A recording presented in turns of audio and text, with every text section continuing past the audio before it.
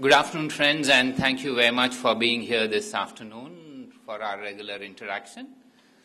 Today we will have the special focus on Rashtrapati Ji's visit to Vietnam.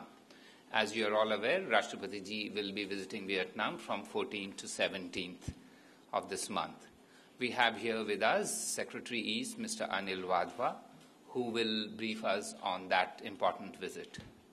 To his right is Mr. Sanjay Bhattacharya, Joint Secretary South, who handles, among various other countries, Vietnam too. And on my left is the Press Secretary of the President, Mr. Rajamani Venu, who will be willing to answer any other questions that you may like to ask related to the President's visit. So the norm that we will follow this, and that is Secretary East will make his opening remarks, following which the floor is open for any questions that you may like to ask on the visit. After that, if there are any other questions about the region that you would like to ask, Secretary East is available since he handles that region. He would be willing to answer those. And if there is time and still an interest in asking any other questions, I'll be willing to answer those questions. Please remember, the ground rules remain the same. One person, one question. With those introductory remarks, I will ask Secretary East to make his opening remarks regarding the President's visit to Vietnam. Secretary East. Thank you very much, Akbar. And ladies and gentlemen, President Pranab Mukherjee will be on a state visit to Vietnam from 14th to the 17th September. And he will meet the President, the General Secretary, the Prime Minister, Chairman of the National Assembly in Hanoi, and then he'll also meet the Party Secretary in Ho Chi Minh City. He will be received with full protocol ceremonies. He'll also visit sites of cultural and historical significance.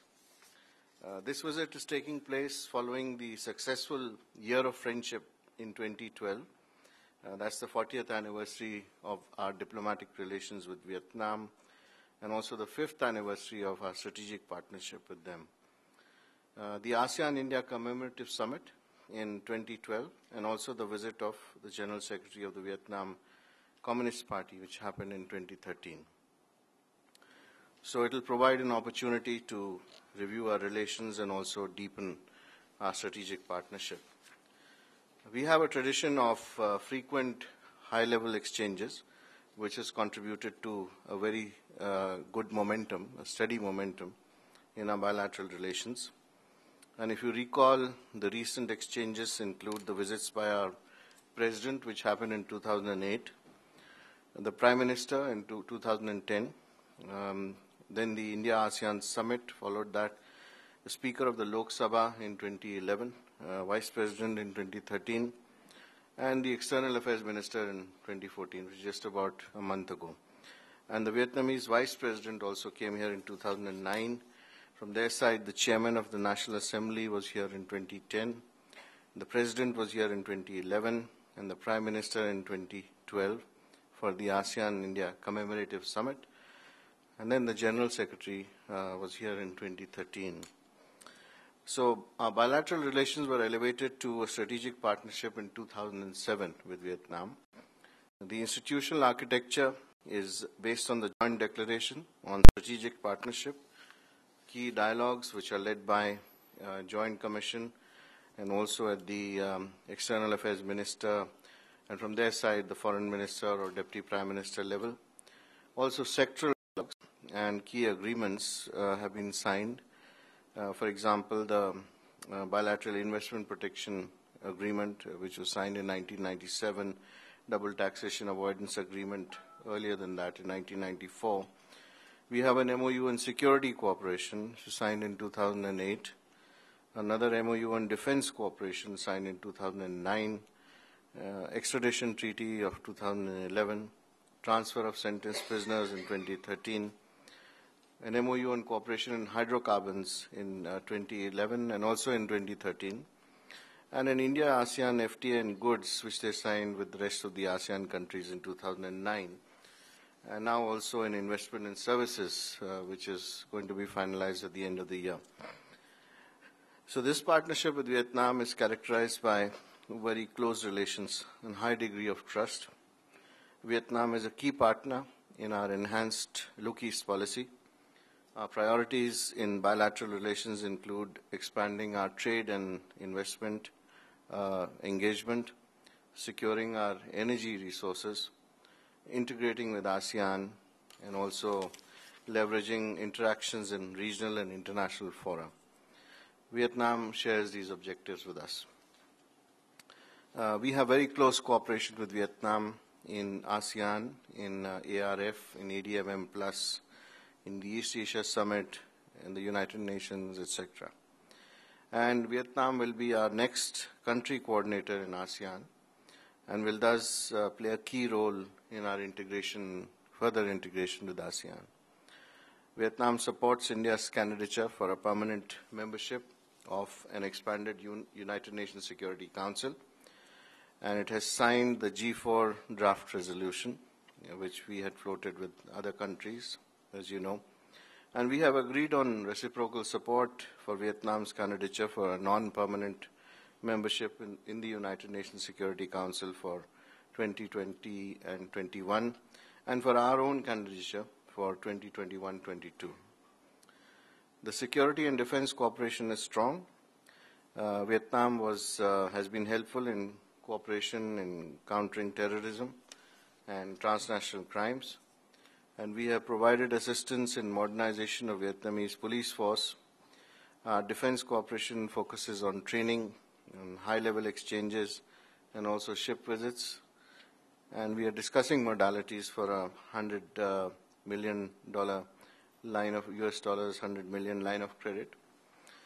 Economic ties have also expanded with cooperation in energy, in public and private sector investments, and growing trade. Bilateral trade has grown to $8 billion, which was last year, 2013-2014. We export about $5.4 billion worth of US dollars worth and import about $2.6 billion worth. And this is a growth of over 30% over the previous year. So there is great scope in expansion and diversification of trade in textiles, in machinery, in pharmaceuticals, in services, and other areas. And we expect the trade should cross $15 billion by 2020. We had a target of $7 billion for 2015, which has already been surpassed. Investments by Indian companies total about $936 million. That's an unofficial figure. In 86 projects. June 2013 was the figure when it was calculated. So that's in oil and gas exploration, in mineral exploration and processing, sugar, that's sugar manufacturing, and agrochemicals, information technology, and agricultural processing. Tata Power is engaged in a 1.8 billion US dollars thermal power project. So actually there are two projects of 660 megawatt each. And we are also strengthening our economic relationship through Singapore-based Indian companies and joint venture opportunities.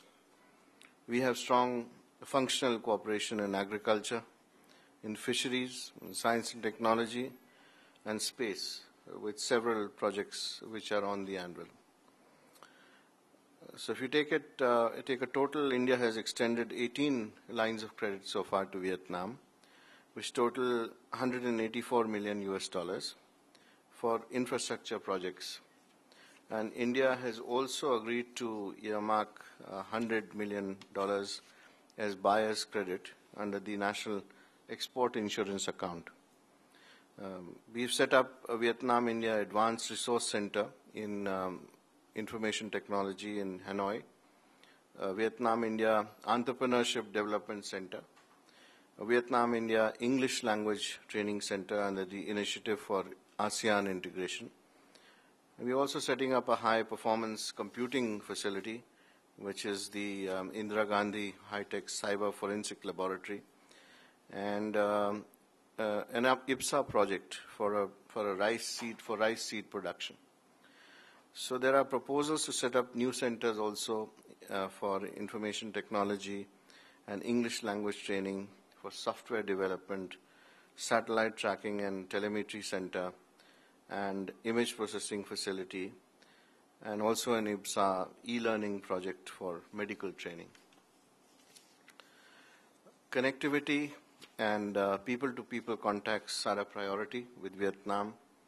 We are commencing flight services between India and Vietnam this year on Jet Airways and Vietnam Airlines. Will start their services in 2015. We've placed emphasis on youth exchanges such that they are more familiar with contemporary realities and in both countries. And we have also offered 20 new slots under the India Connect program for Vietnamese students that is to spend a semester in Indian universities. So our cooperation on capacity building is also already quite strong. There are 150 ITEC slots that we have and 40 scholarships other than ITEC. They are offered every year to Vietnamese students. And then there is a ESI project, the Archaeological Survey of India project, on restoration and conservation of charm monuments in Mysore. That is currently under discussion. During this visit, we hope to have a finalization. We've already established links between the National Museum Institute and the Da Nang Museum on this subject. Besides, we are also establishing a cultural center in Hanoi. The revival of Buddhism in Vietnam provides another opening to further our cultural and people-to-people engagement. There's a very small but a very vibrant Indian community of some 2,000 people in Vietnam. They include high-level representatives of Indian companies, of banks, pharmaceutical companies, multinational corporations, international organizations, and of course, small businessmen and traders. Ho Chi Minh City is home to 3 Chettiar Hindu temples, and there's an Indian mosque in Hanoi and 2 in Ho Chi Minh City. So the state visit of the President would review our strategic partnership. It will also evolve a vision to add content, to strengthen people-to-people contacts, and also demonstrate the common desire to strengthen the partnership. There are a number of agreements or MOUs which are expected to be concluded also during the visit. And there are, just to mention a few, or at least the areas where we're working on, is in animal health, on customs cooperation, also on fish farming in India, on Cham Monument Restoration Project, which I mentioned in Mysore, an MOU on Nalanda University, which Vietnam has not signed as yet, MOU on cooperation between youth, possible MOU on cooperation between OVL and Petro Vietnam, and also the MOU that I mentioned between Jet Airways and Vietnam Airlines. So there's a whole range of MOUs on the annual. Currently, I can't tell you the exact figures, but these are all possibles for the visit. I think I would stop there. Yeah, thank you. Before I open the floor for any questions, what I'll request is Mr. Rajamani Venu, the Press Secretary of the President, to speak a few words. Then the floor is open. Venu. Thank you, Akbar. Good evening, ladies and gentlemen. The President is very keenly looking forward to his visit to Vietnam. This is the second time he is visiting Vietnam. The last visit was in May of 2011 in his capacity as Finance Minister of India when he went to attend the annual meeting of the Asian Development Bank. At that time, during the Vietnamese leadership had made a special gesture and the party secretary had met him. He was the only finance minister who attended the ADB general meeting who was received by the party secretary over and above the president and the prime minister with whom everyone interacted. The president is taking with him a comprehensive delegation which includes Sri Debendra Pradhan, Minister of State, Independent Charge of the Ministry of Petroleum and Natural Gas, There are 6 members of parliament who are accompanying him. Shri P.C. Mohan of the BJP from Bangalore Central Constituency. Srimati Supriya Sule of the NCP, who is an MP from Baramati. Shri Bhartruhari Mehtab, BJD MP from Cuttack.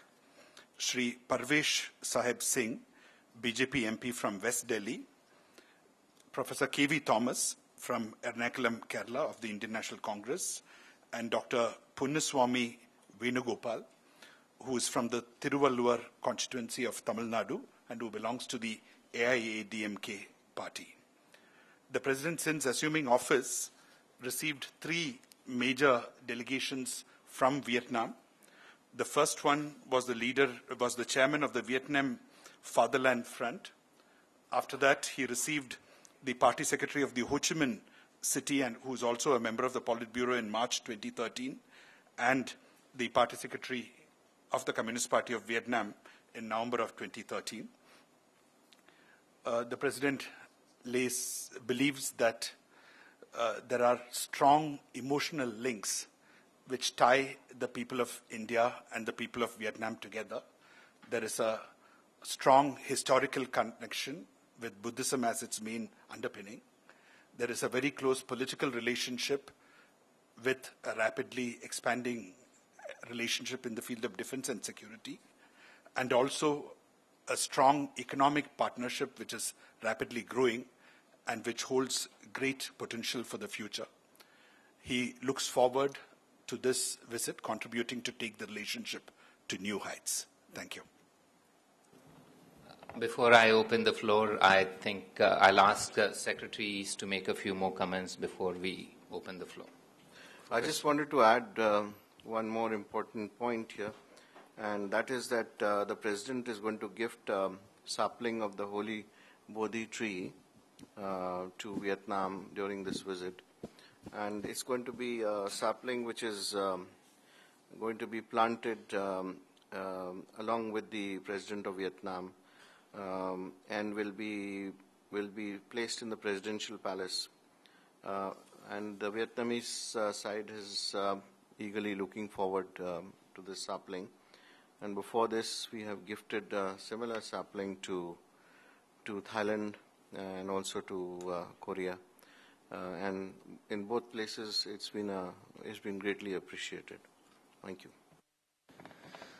The floor is now open, ladies and gentlemen, for any questions that you would like to ask.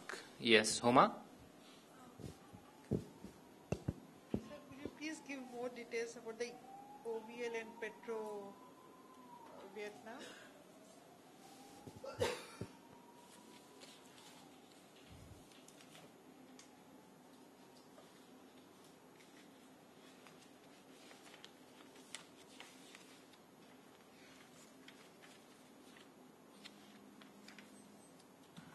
Well, OVL and Petro Vietnam are going to sign a letter of intent during this visit, and that's because OVL has been offered 2 additional blocks for participation.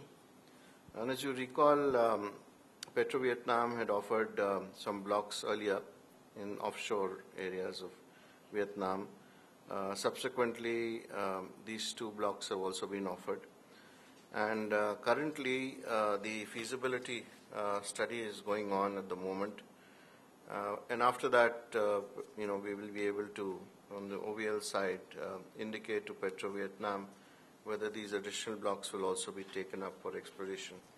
So this is a letter of intent, and we've also, during this, during the signature and the negotiation of this letter of intent, ONGC Videsh has actually also asked Petro Vietnam to pursue a similar kind of activity of exploration in India, and that is something that they will also consider for the future. Indrani? Yeah, are these the 2 additional blocks? Do they fall within the 9-dash line?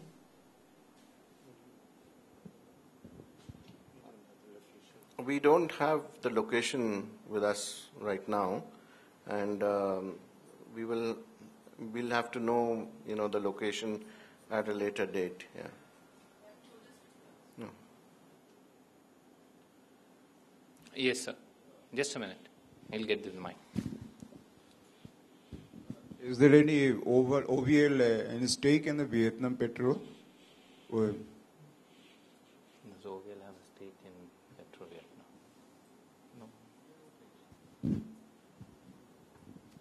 No. No, I think they have been cooperating as two different entities, and so far the cooperation has been on besides exploration on training and exchange of delegations. Ranjit? ONGC is still operating in Block 26 and 28.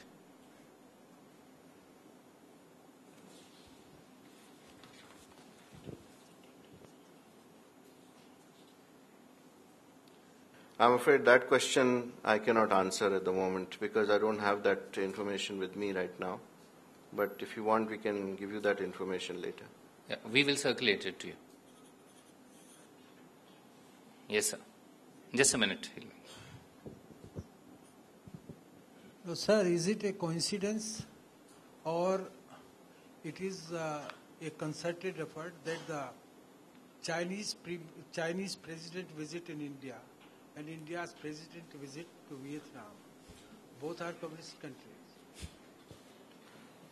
Well, I think that's a very good question, but I would say that, as far as the relationship is concerned, the relationship with both stands on its own, and there was no particular reason why these visits were scheduled one after another. The Chinese visit was fixed at a later date. The president's visit was fixed much earlier, and of course the president has to be here for the visit by the Chinese president, so he's getting back before that visit starts. Anyone else? Yes. Just a minute. Vietnam had expressed interest in procuring the BrahMos missile earlier. Any progress on that? Our defense ministries are in discussions on these aspects.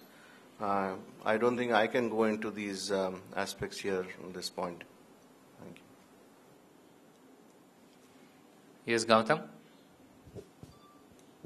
So my question is addressed to Mr. Venu Rajamani. We have read in the newspaper the president is not very keen to visit abroad. So what prompted him to undertake this visit? Precisely, if there is any reasons. Well, I think though the president has expressed his preference to travel within India than abroad, whenever the requirements of the state demand that he travel, he certainly is more than willing to fulfill his responsibilities. There are other foreign visits which are also in the pipeline for this year.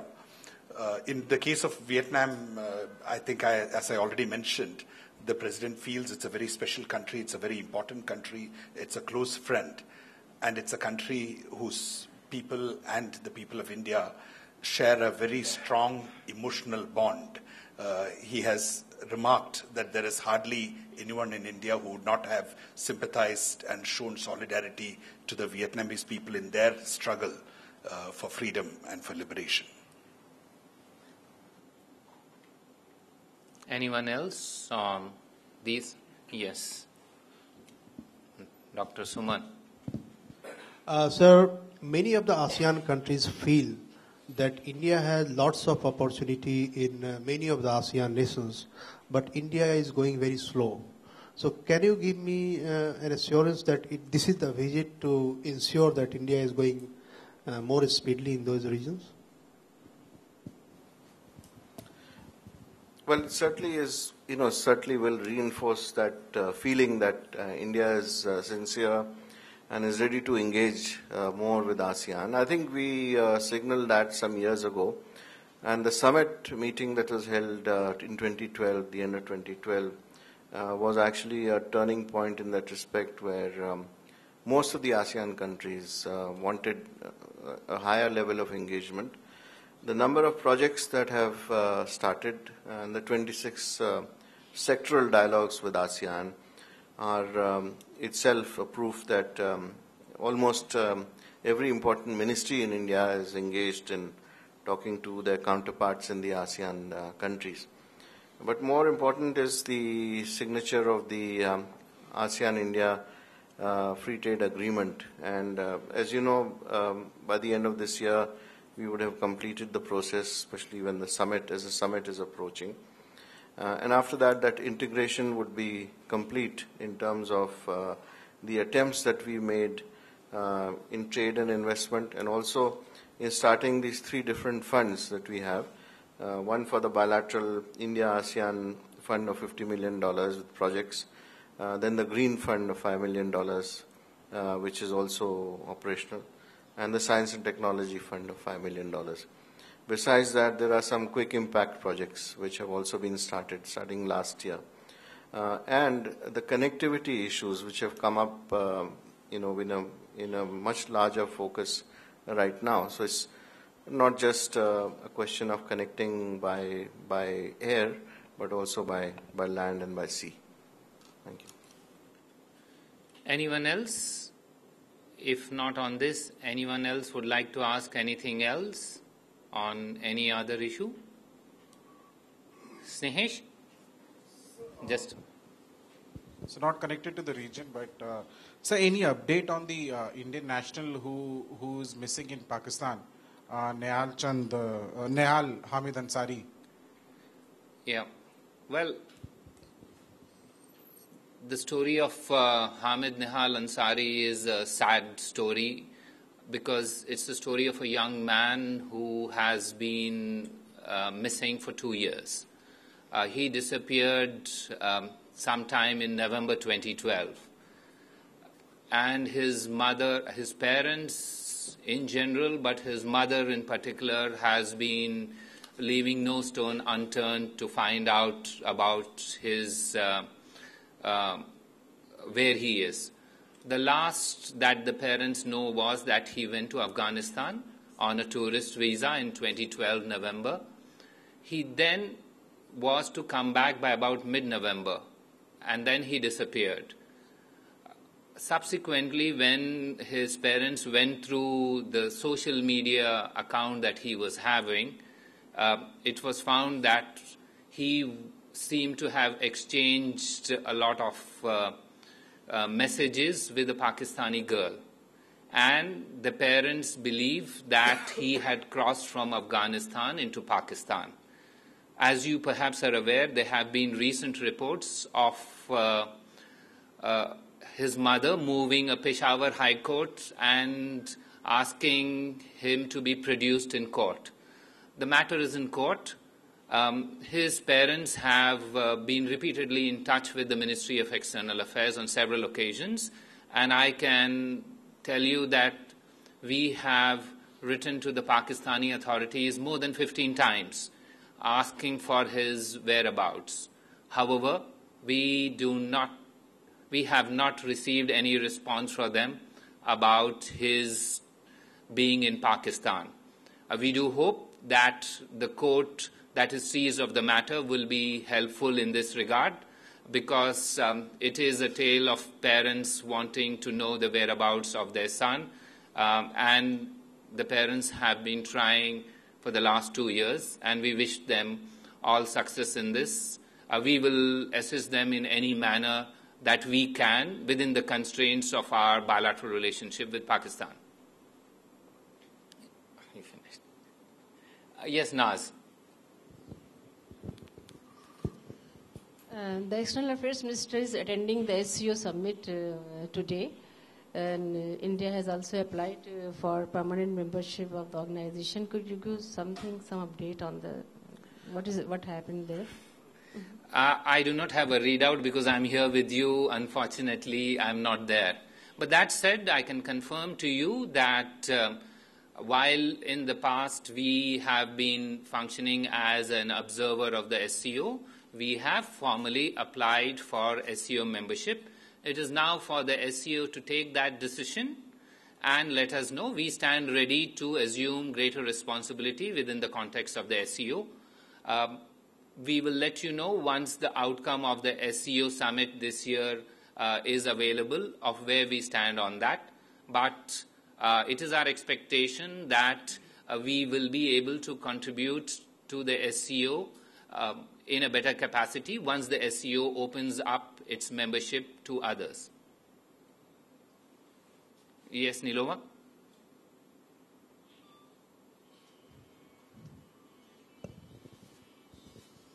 Akbar, the government of Bangladesh has raised with our government the fact that a member of the Trinamool Congress has diverted certain funds from this particular scam that's been talked about to fund the Jamaat Islami and destabilize the Sheikh Hasina government in Bangladesh. Do you have anything to say on this? Is it correct? What are the facts? I too was, my attention was drawn to this report earlier this morning by a Calcutta-based news organization. I immediately checked this, and I can confirm to you, as of now, we have not received any report of the sort that is mentioned in that news report. Yes, sir. Alexander. Sayedji, if you don't mind, one more question about Shanghai Cooperation Organization. Could you please tell which areas you feel positive to discuss, and which results can be brought in which areas in this inside this Shanghai Cooperation Organization? And one more thing, but this is not a question. Only one question? No, I promise this is not a question. Can you please tell more about this tree that is the President of India gonna bring? I just didn't get it. Okay, sure. Thank you. Well, this is the Bodhi tree and a sapling of the Bodhi tree. As the Secretary has indicated that previously, this is from Bodh Gaya, the sapling is taken. It is a symbol of Buddhism. And therefore, those countries which have great reverence for Buddhism consider this to be a very happy augury to share this sapling of the of the Bodhi tree. As the Secretary has mentioned previously, similar saplings were provided in the Republic of Korea as well as to Thailand. And if you're interested, when the External Affairs Minister met the Foreign Minister of the Republic of Korea recently, that was in Naypyidaw, he did bring a photograph of that to indicate that this tree, which was 30 centimeters, or this sapling, which was 30 centimeters in March, is now more than 120 centimeters. And his idea was that there is a spurt in growth of our relationship, as is symbolized by this Bodhi tree sapling, which has grown in 4 months more than 400%. Right. Now I come to your question. Or should I decide to have only one question at a time? No. I'll answer your question on the SCO. Well, India sees the SCO as a forum where we can work regionally on several aspects. Let me give you some examples that will concretize that. For example, on regional anti-terror mechanisms. As you know, there is a mechanism under the SCO called RATS, and we are participating in it as a observer state. We feel that once we are full-fledged members, we can contribute in a better capacity to that mechanism and its operation. Similarly, the SCO is interested in assisting Afghanistan. Afghanistan is also an observer state with the SCO. We feel that the SCO could be a good regional forum where countries of the region can work together to assist Afghanistan. So these are the two concrete examples right away I can give you of our hope that we would be able to contribute effectively and substantively to the SCO's functioning. Yes. Yes, sir. Just a minute. Sir, any reaction? Yes. Sir, any reaction from your side on the discussion on Kashmir in the British Parliament? What is your message to the UK on this? Well, you know, as a diplomatic establishment, we do monitor and keep careful account of what is happening globally.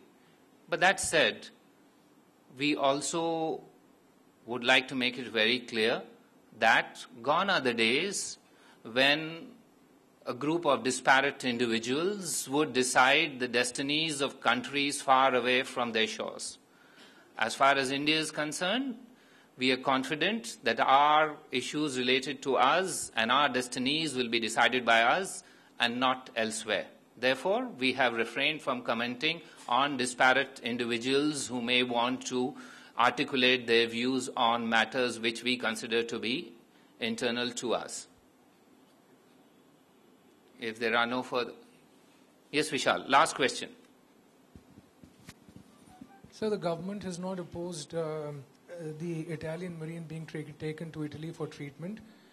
Was the option of treating him here considered, given that India does have a capability in treating that condition?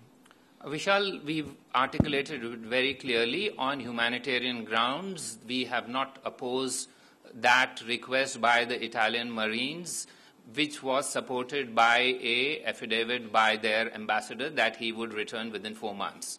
And this is we approach this as a humanitarian issue, and on that grounds, government has not opposed the request, and therefore the Supreme Court has agreed to it.